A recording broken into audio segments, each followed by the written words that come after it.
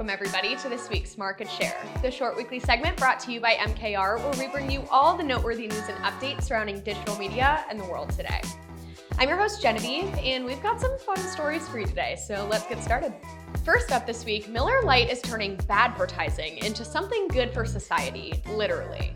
In the beer brand's Bad to Good campaign, old sexist beer ads are being turned into compost, which can then be used as fertilizer. Miller Lite has been scouring the internet for old posters, stand-up displays, and ads that are, as they say, age-old no thank you sexist. These old materials are finally going to be of some value by becoming compost on its way to being fertilizer. The fertilizer will be donated to hops farmers, and then their laborers will then make their way into the hands of 200 female brewers. This campaign acts as a mea culpa of sorts for the beer giant, taking the past efforts that not only erased the history of women in brewing, but then also objectified them to move product at the same time. Miller Lite is also not just creating fertilizer, but will also donate 5 times the amount they spend collecting all the bad ads to the Pink Boots Society, which aims to support women advancing their careers in the brewing industry. Miller Lite has put together a landing page where you too can join in on this campaign and learn more about women's crucial role in developing those tasty after-work beverages. Next, Ford has launched a new entry in their vehicle line that's just for men. The Ford Explorer Men's Only Edition comes without windshield wipers, no heater, no turn signals, no rear view mirror, and no GPS, as all of these components were invented by women. If you haven't quite caught on by now, the Men's Only Edition isn't real, but women's contribution to the motoring industry very much is. Ford's ad highlights the way in which women's contributions have been uncredited or ignored by the public at large as part of a larger effort for Women's History Month. This is such a creative way of showcasing the huge impact that women have had on the whole industry, especially with the attention-grabbing idiocracy of the beginning of the spot. Ford has also created a webpage where you can learn more about the women behind these inventions, as well as current Ford employees who are continuing to advance the automobile. Often Women's History Month or International Women's Day content can be performative or even patronizing. Seeing brands attempt to actually take the initiative to highlight the women who drastically changed the industry the brand operates in feels like the kind of efforts more brands should be taking. So everyone, take notes on how you can effectively celebrate a holiday, sell cars, and make people laugh all at the same time. Third up, influencers have the greatest impact on consumer sustainability choices. Surprise, surprise. We all know the brands that tout their sustainability, which is a good thing. But often consumers listen to the people they actually trust, social media influencers, that is.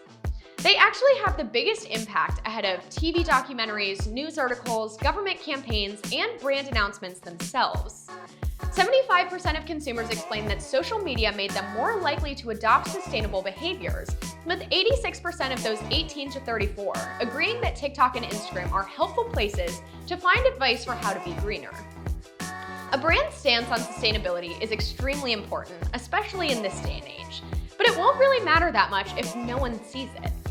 It's often hard for people to make sustainable choices because they don't have the information right at their fingertips, and a lot of people aren't willing to put in the time to find it. But influencers, especially micro-influencers that focus around sustainability, provide that information where they already are, on platform. This is huge for brands and influencers because brands can utilize influencers to get more information across to the audience, and influencers can actually be stewards of real change. So if you feel like your sustainability efforts could save the world, make sure that people have easy access to that information so they can help you along the way. Last up today, let's get into Spotify and its not-so-rare desire to have its platform look like TikTok. Spotify's recent redesign has brought about a TikTok-like feed for finding new music on the platform, and we're not quite sure how to feel about it yet.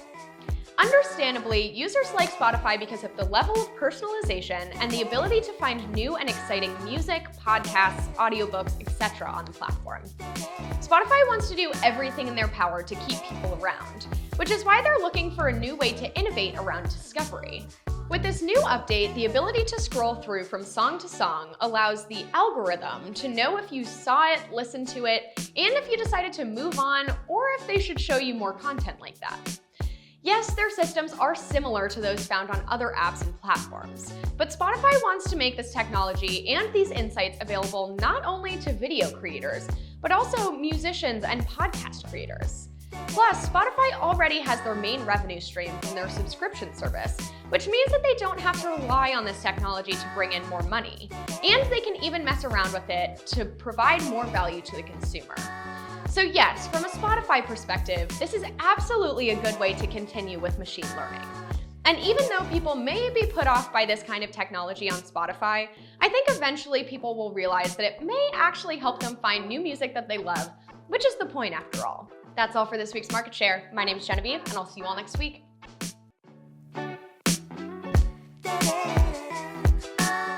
Am I allowed to say on camera? Is that allowed?